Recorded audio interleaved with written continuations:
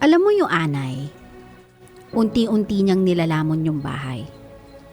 Before mo pa siya tuluyang mapuksa, marami na siyang nasira. Yan ang nangyari sa amin ng jowa ko. Alam mo yung paulit-ulit na kasalanan na hindi nagbabago. Yung pinag-aawayan namin pare-pareho. Simple lang naman yung hiniling ko sa kanya eh. Okay lang na uminom kasama ng barkada. Pero wag naman yung makakakita ako ng picture na nakakandong siya sa tropa niyang lalaki. Nakaakbay sa kanya. Yung isa pa, nakakiss pa sa pisngi niya. Sabi niya, wala namang mali siya eh. Maaring sa kanya wala, sa lalaki. Hindi lang kasi ako yung nakakakita eh, pati pamilya ko, ni hindi ko alam kung paano siya ipagtatanggol sa kanila. Bukod pa doon, merong mga linggo or isang linggo na hindi siya nagpaparamdam. Yung mga panahong magkikita dapat kami pero lagi niya akong kinakancel. Sa totoo lang nakakapagod umintindi sa isang taong pinipili magkamali. Ako si Tino. At ang jowa ko mismo ang anay sa relasyon naming dalawa.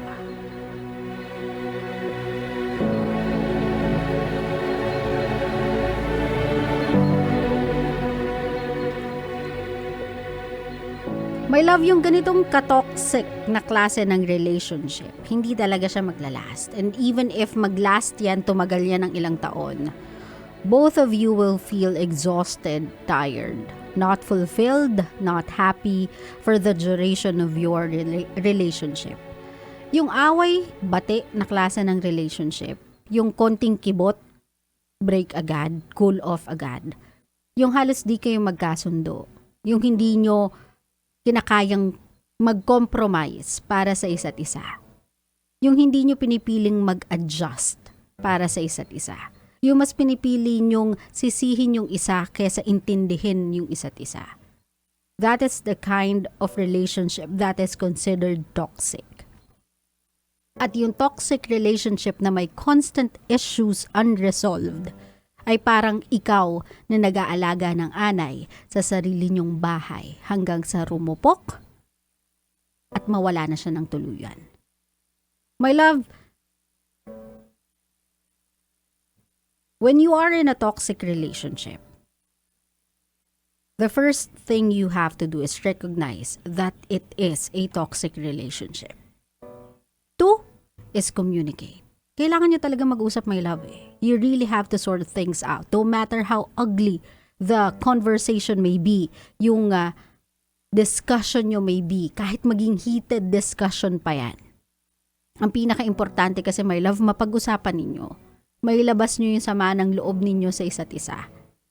So that you don't have or you won't have to find it out through someone else or kapag nasa dulo na. Para merong tsansa, para meron pa kayong chance na ayusin siya. Kasi baka hindi lang kayo nagkakaintindihan kasi both of you are assuming things or both of you are just too proud para ibaba yung mga sarili nyong pride para mag-usap at aminin, yes, nagkamali ako. And three, if things really won't work out because both of you won't choose to compromise dahil pareho nyong hindi naiintindihan yung gawin ng isa't isa, then all that's left to do is to let each other go. Kesa gawin yung toxic yung taon ninyo by trying to be together just for the sake of having someone sa February 14, having someone sa December 25, o diba? Ang jowa kasi hindi naman yan trophy na inirarally natin or pinapangalandakan natin or alam mo yun, dinedisplay natin. A relationship is a partnership, my love. It is supposed to make you feel relaxed, make you feel secured, make you feel happy, make you feel gorgeous. If hindi niya nagagawa yun sa'yo, even na lang siguro yung motivated part, inspired part, if hindi yun kayang gawin sa'yo ng relationship mo kasi ang nakukuha mo ay stress, problema, issues, heartache, doubt, then my love, wala nang sense of keeping it. Both of you will just continue a relationship that's bound to hurt each other. So what's the point? Diba? Wala nang sense in keeping it.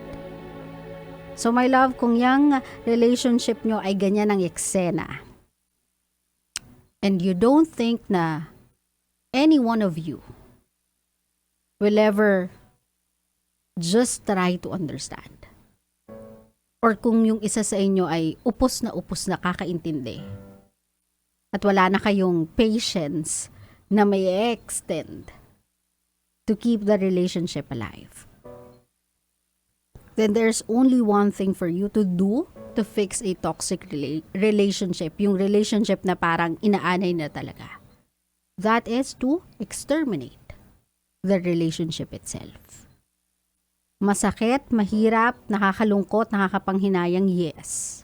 Pero mas manghinayang kayo sa mga panahon na masasayang ninyo sa isa't isa, na pwede nyo sanang gamitin para palayain yung isa't isa, para magkaroon kayo ng kanya-kanyang buhay. Malay nyo, makilala nyo along the way yung taong talagang para sa inyo. Sasayangin nyo lang kasi yung oras at panahon at pagmamahal, atensyon, effort ng isa't isa. Kung both of you knew from the very beginning ng mga issues ninyo na this relationship is not gonna work, yun na lang talaga yung pinaka-mature na bagay na pwede nyo gawin. Tandaan, my love, sometimes it's hard and painful to let go. Pero it's even more painful to hold on. Claro? Claro.